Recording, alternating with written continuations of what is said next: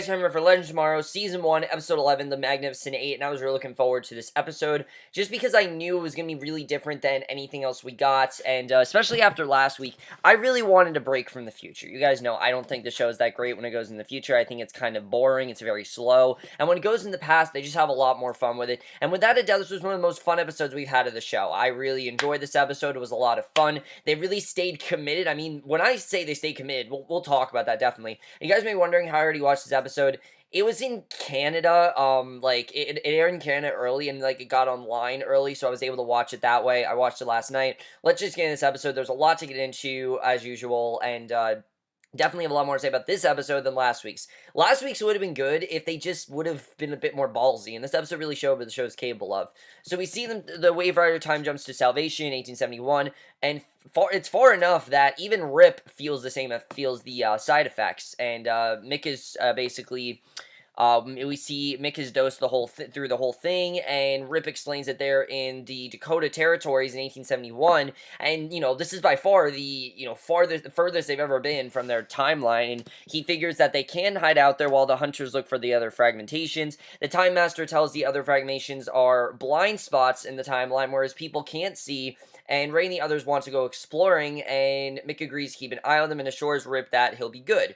But you don't really know if Mick is trustworthy at this point. I mean, we know, obviously, he was Kronos, and he has this army, so you're kind of still wondering, can we really trust Mick in this situation? You don't really know.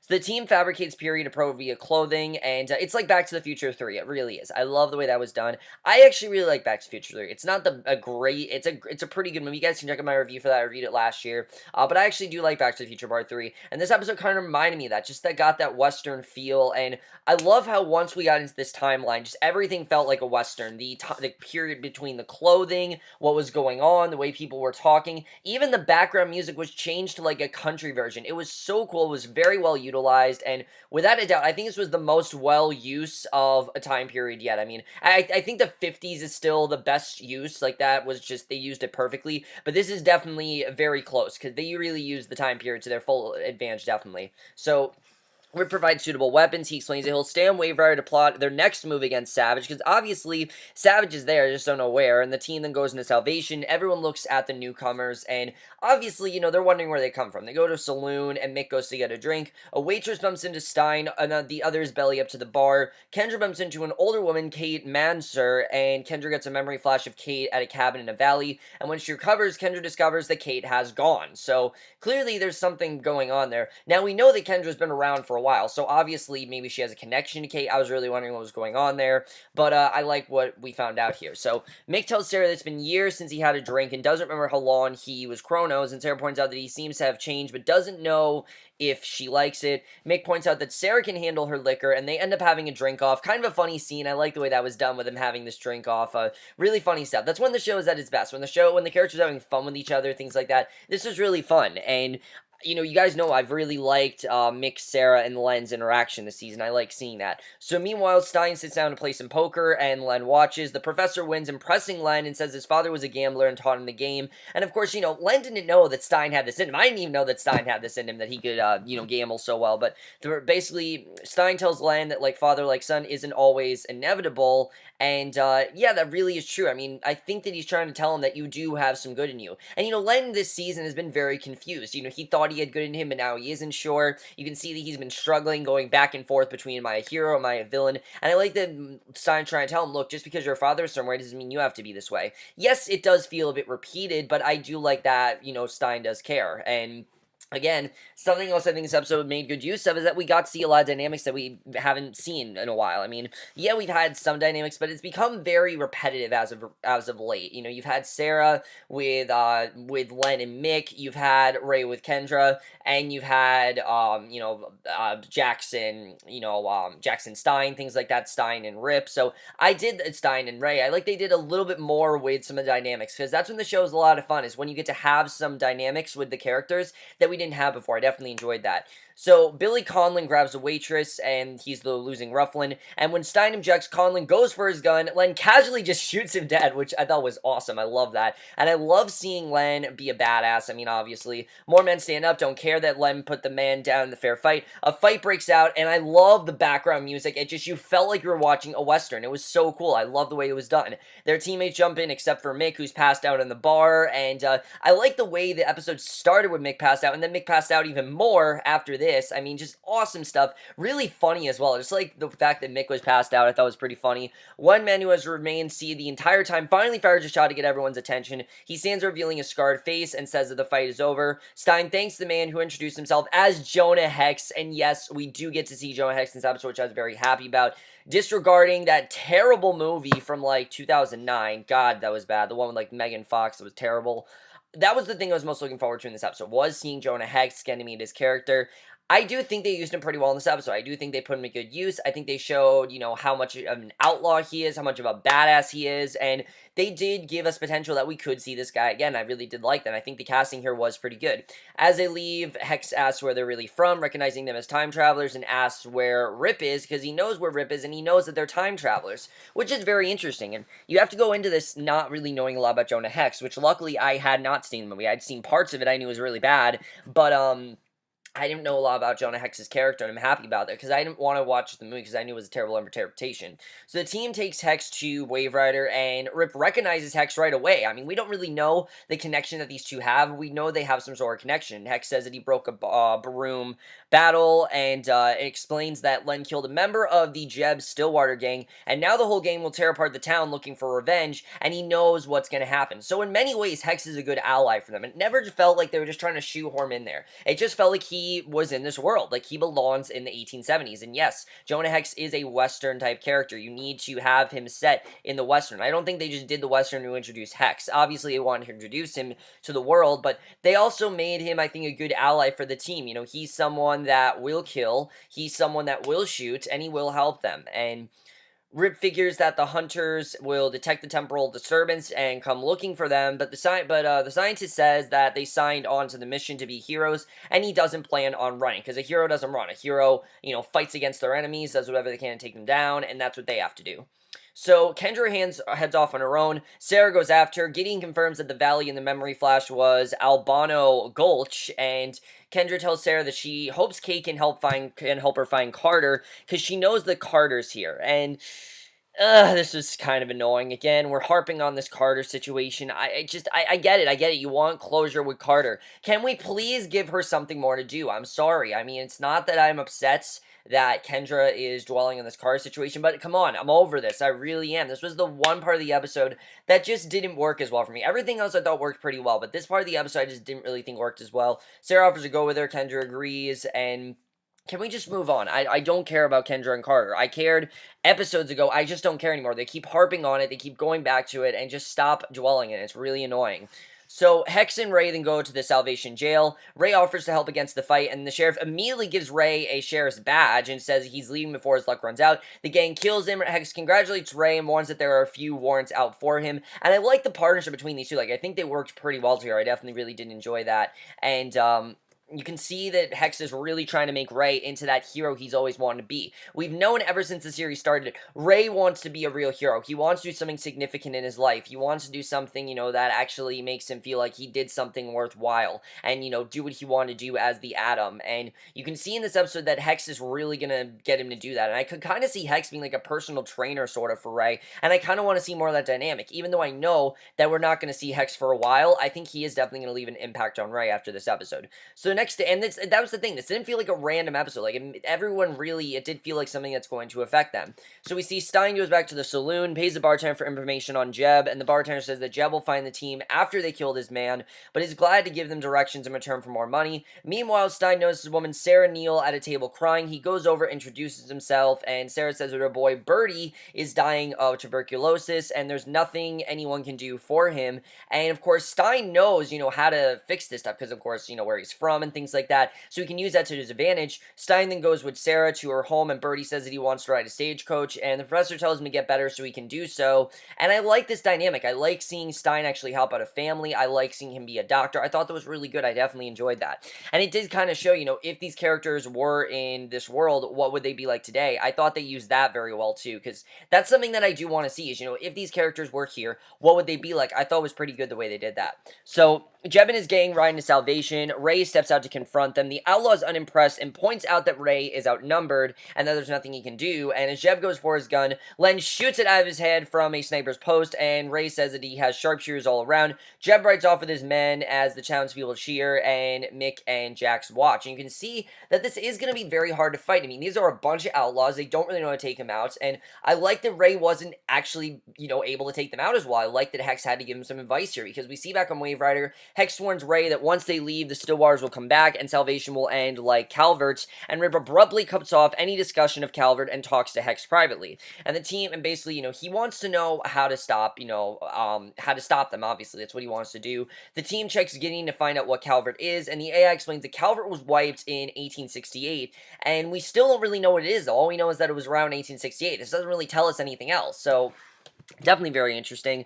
Sarah and Kendra then ride to Albano Gulch, and Sarah admits that she enjoys the simple time. She tells Kendra that she hasn't had much simplicity in her life, and that's the thing. I like the scenes between Sarah and Kendra. It made up for the fact that Kendra was looking for Carter. These scenes really made up for it. I think this episode in general also made up for the one where Sarah was forced to train Kendra. This definitely made up for that, because you do see these two work really well together. She talks about how she hadn't much simple stuff in her life, and Kendra says she's been having more memory flashes recently, and Kendra has another flash of Kate's cabin.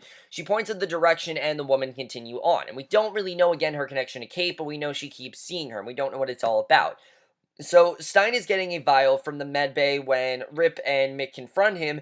Gideon admits that she told them, and Stein insists that the medicine is contemporary, and Stein explains that the medicine exists in the 19th century, and unfortunately because that he can't use it here. But Ray points out that it won't be used for medical purposes for another 70 years, and the professor says that he can't turn his back on Birdie any more than Ray could turn his back on Salvation, and Rip points out that Ray is using 19th century means Stein doesn't want to hear it, and points out that Calvert was destroyed, and Rip explains that after a mission he stayed in Calvert for a while with Hex, he became subject to time drift and had to tear himself away to return to his own time. He wasn't able to get out of there. So basically, a day after he left, though, ex-Confederate Quentin Turnbull destroyed Calvert, and Rip insists that Stein can't alter the timeline and save Birdie. He just simply can't do that. The timeline is what it is. It's set in stone, and he can't change all that. And Stein tells him that he refused to live with the regret he can see in Rip's face, and I like that Stein wanted to help him. I mean, you could see that Stein wants to do a good thing. He wants to help out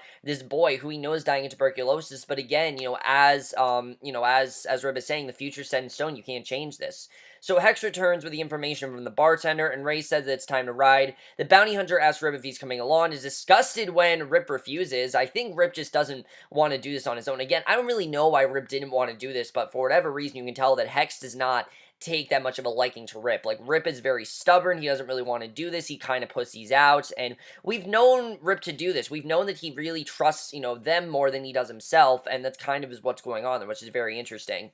So Kendra and Sarah then arrive at the cabin. Kate aims a rifle at them. She tells them to get off her land, and Kendra realizes that Kate is one of her past selves, and that's how she knows her. And they go inside, because of course, as we know, Kendra and Carter have been around for years. They've been around for centuries. They've been around since, like, the 1500s. So Kate is who Kendra was in the 1800s. And they go inside. Kate shows them a sketch of her and her love, who was Hannibal Hawks in 1830, of course, that being Carter. And in the sketch, Kate is wearing a bracelet. She explains that they wore it in their first lives, and she got it from Savage when he attacked them in Jefferson City. And the couple lost the bracelet to bandits, and Kendra figures that she can't use the bracelet to kill Savage, because as we know, Kendra wants to be the one to kill Savage. She wants to be the one to do that, and Kate points out that she can kill Savage with a bracelet. It's just not going to work. She tells Kendra to stop fighting her destiny. She figures that they're doomed to repeat the same cycle of death and rebirth, and when Kate tried to break the cycle by finding another love, she discovered that he could never be her soulmate like Carter was, and fate broke them apart. Kate vowed to never do that to anyone again. She tells Kendra that she'll never be able to love anyone else, because in all their past lives, it always ends in tragedy.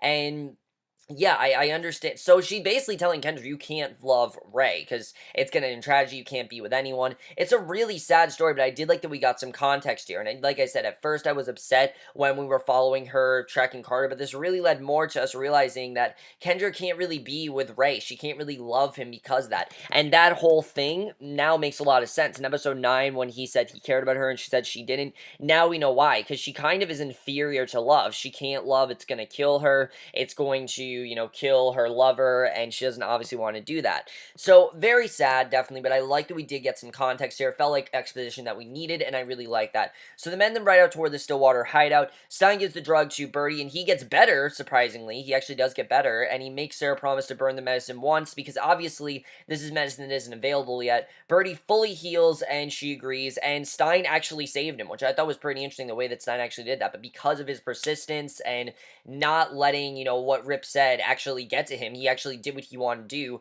He was able to save Birdie, which I was very happy about. So Ray and the others ride up in the hideout and take on Jeb's men. When one of them prepares to shoot Mick, Len shoots the gun out of the outlaw's hands. Ray then knocks Jeb out from behind, places him under arrest, and as they ride off with their prisoner, one of the outlaws has managed to pull Jack from his horse. Jonah and Hex advises Ray, Len, and Mick to leave before the outlaws take them down. Figuring that they either fight to live to fight later, or die, he rides off and the others reluctantly take his advice. What I loved about this fight is that this wasn't them using their powers. Obviously, they can't use their powers because, one, it's not going to make sense. This is future stuff. It's too early in the century. They didn't really have them yet. And two, the other reason I don't think they can use their powers is mainly because they need to do this on their own. This needs to be like we want this to be like a Western, and it definitely felt like that Western feel. So back at Wave Riders, Stein suggests that they trade Jeb for Jax, and Ray points out that if they do, then Salvation is still in danger, that this isn't really going to do anything, and Jonah and Hex suggests they have a quick draw. Stein says that there must be another way, and Hex figures that Rip won't approve using their futuristic weaponry, and Ray volunteers when Rip objects, says they have forfeited his right to speak up when he refused to help them earlier, and yeah, I like that they called him out for this. I like that they said, look, you don't get a chance to, you don't get a chance to speak here. You didn't want to help us, so we get to do what we want. And Rip explains he had trouble leaving Calvert because of all the opportunities for heroism, and I understand what Rip is saying, that, when he tried Calvert, it didn't work for him, but as we know, not what worked for Rip does not necessarily what works for the Legends. They've kind of done things on their own without Rip, and he admits to Hex that he knew what would happen if he left. Jonas, Hex slugs him, furious that he abandoned the town, and even though, he had his reasons, Hex is still really upset. I mean, he could have gotten them in real danger, and Rip says that if he had stayed, then he would no longer have been a Time Master, and now that he no longer is, Rip agrees to face Jeb in the quick draw at high noon, and as we know, he's no longer a Time Master, so now he can do this on his own, and I love that we saw that. So as Kendra and Sarah return to Wave Riders, Sarah tells Kendra that Kendra is her own person, and she has Ray, and she figures that things won't turn out the same way that they did for Kate, and basically, the gain, right, and I like the way that was done. I like that she says, look, you have Ray, things are good now. But again, I think Kendra does have to worry a bit about this prophecy, because that was Kendra. I mean, yes, it wasn't Kendra now, but it was one of Kendra's reincarnations, and I think she should still be a bit worried about that. So the game rides into Salvation, finds a team waiting for him. Rip says he'll be drawing for Ray, and Len gives Jeb a gun, and this scene was awesome. I love this. I love it was a gunfight. I love that it wasn't just powers. It felt like a Western. It was awesome. The two men draw, but Rip gets his shot off first. The Outlaws free Hex and ride off, but 3 hunters walk into town and open fire as the townspeople take cover.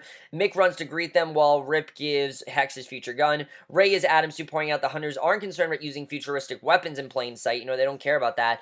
And we see Stein and Jax merge into Firestorm and attack as well. I like that they did end up using their powers here. We see that Mick attacks one of the hunters, saying that he was always on his side, and he grabs his opponent's knife, stabs him to death with it, and it shows that they can in fact trust Mick, which I was very happy about. And as the hunter dies, he says that the Time Masters have initiated a mega protocol, and that the Pilgrim is coming for them next. Because as we know, everyone in Salvation, they were in fact part of the Hunters, and now they've killed the Hunter, and now the Pilgrim is coming for them. So we don't know who this is, but I like that we still have that fear, and I like this isn't just over. There is more people to worry about. There are more, dangerous Hunters out there, and this isn't the first one. And this isn't the only one. So once the other Hunters are down, Hex prepares to ride off. Rip suggests that Salvation needs a sheriff, but Hex suggests that he's not the law and order type. He's just not that. He's above the law. He doesn't feel like he's part of the town. The bounty hunters Kendra says it'd be okay if they meet again, and rides away. And I really hope that we do see Hex again, because I like his interaction with Ray. I thought it was very well done. I like we saw that. It was definitely one of the most enjoyable parts of this episode. I really enjoyed their bonding overall. They worked very well together. So Len joins, and in general, I think Ray works well with anyone. I've said this before. I think Brandon Rouch has this charm to him as Ray. They just works well with anyone. But with Hex, I mean, he really did a great job. They had a very good dynamic here, and I hope we see more of that, because I really like what they did with his character in this episode, and they put him to good use. Definitely, I was worried he was going to be wasted, but luckily he wasn't. So Len joins Rip, who says that skepticism and disbelief will assure that no one will believe the townspeople if they say anything about what happened, because it just doesn't seem believable. I mean, all this futuristic technology, all this medicine, they pretty much screwed up a lot of things, but, they kind of just have to leave it that way. So at the saloon, Sarah and Birdie thank Stein, and Birdie says his last name is Wells, and we kind of get this fun twist here that Stein realizes the boy is actually H.G. Wells, who, of course, wrote, like, War of the Worlds and books like that. And of course, as we know, that is Stein's, I believe, favorite author. That's who Stein really respects. Stein always talks about H.G. Wells, things like that. It was just kind of cool. I like that we saw that. It worked well for Stein. I thought that was really fun. I definitely enjoyed that we found that out. Definitely really fun. So back on Wave Rider, Ray asks Kendra why she seems off. She says that she met a woman, but doesn't have to listen to her, and they kiss, and we don't really know if this is a good thing. Should Kendra be listening to what, Kate said, even though Kendra is her own person? Does that affect her? I mean, Kate, of course, was who Kendra is now, but of course, Kendra Saunders is not the same person as, Kate. I can't think of her last name right now. What was her last name? Kate Manser is not the same person as Kendra Saunders. They're just not the same person. But does that mean they have similar qualities? I mean, obviously, same, kind of person. They'd have the similar qualities. But are they the same person? Do they have the same things affect them? I mean, we don't really know. And I do think this does make Kendra a bit more interesting. I do like that. So they go to the bridge, and Mick explains that the Omega Protocol means that the Pilgrim will go back into the past and kill their defenseless younger selves, which means they're going to 1990. Very different, but again, I like that they are doing something different here. It's not just the future. They're going to Central City, though, in 1990, we find out. We see the Pilgrim prepares to kill young Mick as he watches his house burn, and that's how the episode ends. So I thought this was a really great episode. I thought they used the time period very well. I thought they showed, what they could do with the Western time period. I thought that was very well done. And now we know that we are headed to 1990, and I'm looking forward to seeing what's going to happen with that, because I did hear we are going to meet Ray's wife. We're going to find out a bit more about the characters, and that's exactly what we need. We need a character-driven episode like that, and I really love that. This episode was a lot of fun, though. I thought they used it very well. I definitely had a lot of fun watching this one. Like I said, some of the Kendra stuff I'm just over. I don't want this whole harping on Carter situation, but I do like where they're taking Kendra's character, because should she be worried about what Kate said to her? I mean, obviously Sarah's saying to avoid it, but should Kendra be worried? I mean, I don't think she should just shut it down. I think this is something that she should be worried about. We'll have to see what happens with that. That's going to be very interesting. Hex and Ray, like I said, one of my favorite dynamics in the show so far. I love these two teaming up. I think they worked very well together, and I really hope we do see more of them, because they were a lot of fun to watch. I think they worked very well together. I just really enjoyed it. It was a lot of fun, and I hope that we see more of those two. One of my favorite dynamics that we've had in the show, without a doubt, like I said, and I definitely really enjoyed it. Really good stuff there. I like that Rip is becoming less and less of a coward. Like, he's now more ready to fight. He's realizing he doesn't need to sit things out, and I like that we're seeing that, because before, Rip was sitting things out, and I understand why he had to sit this one out, because he felt that he was going to cause a detriment to the group and all these things, but he's realizing that he's not a time master anymore, which means he doesn't really need to be as worried, and he can just kind of do what he wants, which I did like seeing. I thought that was definitely really well done. I really enjoyed that. The Pilgrim. The Pilgrim, obviously, we can already tell this guy is going to be very hard to take out. We'll have to see if, what's going to happen there. Obviously, the Pilgrim's going to come after them. We'll have to see what happens with them. Are they going to be able to take him down? We'll have to see. That's going to be very interesting. I can't wait to see how that whole dynamic turns out. I like that Mick confirmed his allegiance. Like, Mick said, look, you can trust me, things like that. I thought that was very well done. I really enjoyed that overall. And I'm also wondering, are we going to see Hex again? I mean, I don't think this is the last we're going to see him. They used him so well in this episode that can't be the last we see him. I mean, he was used very well here. I really love what they did with him. I thought he was a lot of fun to watch. He was funny. He was, just everything that Jonah Hex should be. This guy did. I think they used him very well. I definitely like what they did with this character. A lot better than Josh Brolin was, obviously. Josh Brolin's a good actor. The movie just sucked, really. It was pretty bad. I mean, again, I didn't see most of it, but I knew a lot of it really did. I know it really does suck. I've seen, like, parts of it. It's not very good. But overall, guys, no one you guys saw this episode. I really enjoyed this episode. That was a lot of fun. Definitely, I really thought they embraced the time period very well. I think they used a lot of that to their advantage. And like I said, Legends of Tomorrow is best when it is a fun show. And this was definitely one of my favorites of the season, without a doubt. I definitely really enjoyed it. Let me know what you guys saw this episode. Love to hear your thoughts on it. The 50s episode is still my favorite because I think that was the one that used the time period the best and where the character dynamics were the best. But this is definitely a very close second. I really enjoyed this episode. That was a lot of fun. Let me know what you guys saw this episode. Love to hear your thoughts on it. We'll see you guys in my next video, which will either be for Empire or for the Path. I don't know which one it's going to be, but I will see you guys for that. Okay, bye.